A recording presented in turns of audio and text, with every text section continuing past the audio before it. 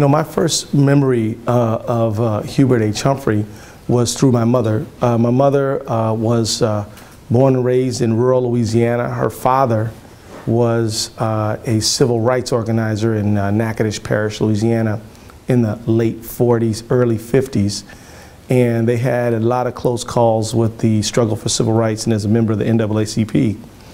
And I remember one of my earliest memories was my mother talking about great heroes of the civil rights movement, and when she described how Hubert H. Humphrey made a historic speech, 1947, I believe, which led to civil rights being a major feature of the Democratic coalition, and how he ran a political risk by insisting upon civil rights.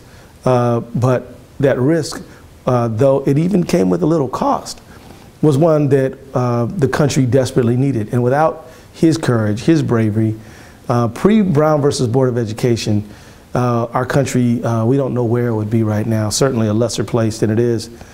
And then, of course, she was very fond when she talked to me about the need for all of us to be in this thing together. She would quote him. And there was that famous quote about the moral test of a government being, you know, how we treat people in the twilight of their lives, the seniors, people in the dawn of their lives, the children, and people in the shadow of life, the poor, the oppressed, the disadvantaged.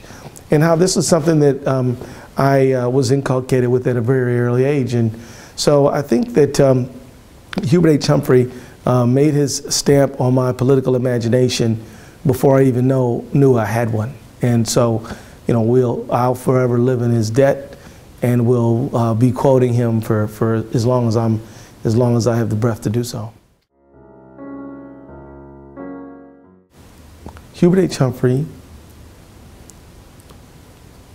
means courage, hope, the courage to hope, the courage to think about what isn't in existence, but what could be if we would only risk the possibility.